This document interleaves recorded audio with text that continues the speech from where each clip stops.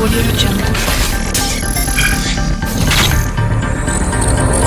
Audio Jungle. Audio Jungle.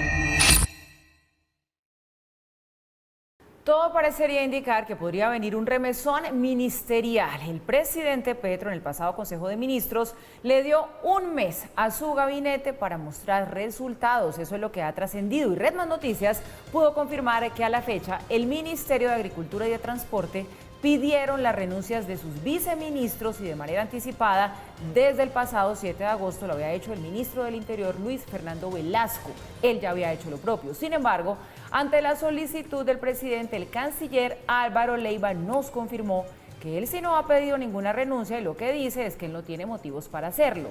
Entre tanto, ante micrófonos sobre este tema, se pronunció el ministro de Salud Guillermo Alfonso Jaramillo y esto fue lo que dijo.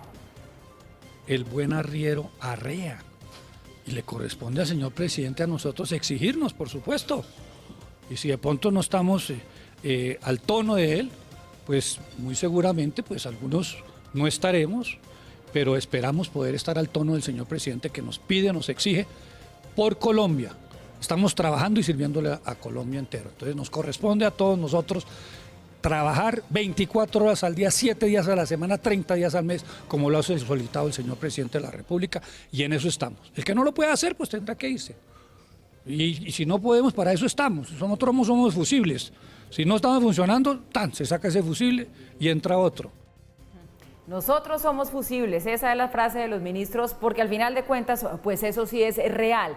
En segundo año empieza el presidente Petro, es cierto que los indicadores de los ministerios no son propiamente los mejores, sano, necesario, llave de cambio incluso o de intercambio. Momento de pensar en cambios, Mauricio. Paula, dice el ministro de Salud que los ministros y las ministras son fusibles.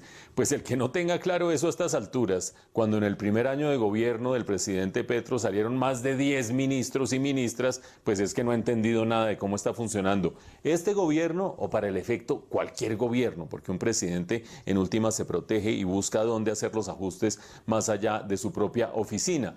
En este caso creo que las inquietudes del presidente Gustavo Petro son más que justificadas, pero creo que está asignando responsabilidades de manera poco ecuánime. ¿Por qué preocupaciones más que justificadas? La ejecución del presupuesto al mes de junio, al final del mes de junio, es decir, a mitad de año, estaba por debajo del 30%. Estoy hablando de presupuesto de inversión.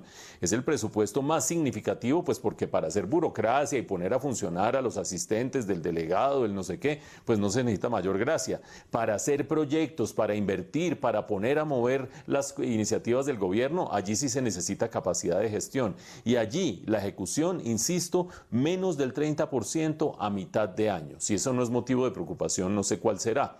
Pero segundo motivo de preocupación, lo decíamos en días pasados.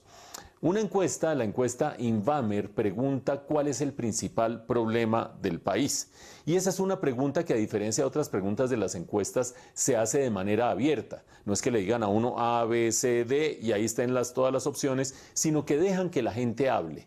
Empezó a aparecer hace unos meses una opción que al comienzo del gobierno no se veía por ningún lado, y es que muchos señalan, y de manera creciente, que el principal problema del país en este momento es la inoperancia del gobierno de Gustavo Petro. Y eso que lo esté sintiendo la gente ya no es una cosa de que la polarización, los políticos, la izquierda, los mamertos, no. La gente siente, aquí no está pasando nada, aquí no se están haciendo cosas, aquí no hay reglas que se estén implementando desde el alto gobierno. Por lo tanto, creo que el jalón de orejas tiene todo el sentido del mundo, pero es inadecuado en alguna medida.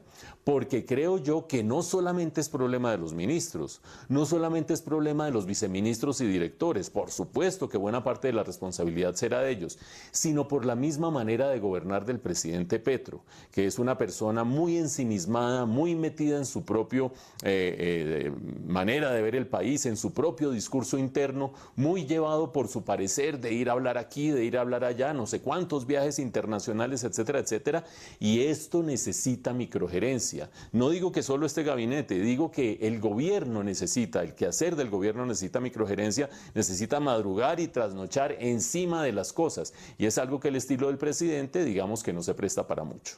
Si no puedes aportar económicamente al canal, suscríbete, comenta y comparte. Esto ayudará mucho a seguir informando.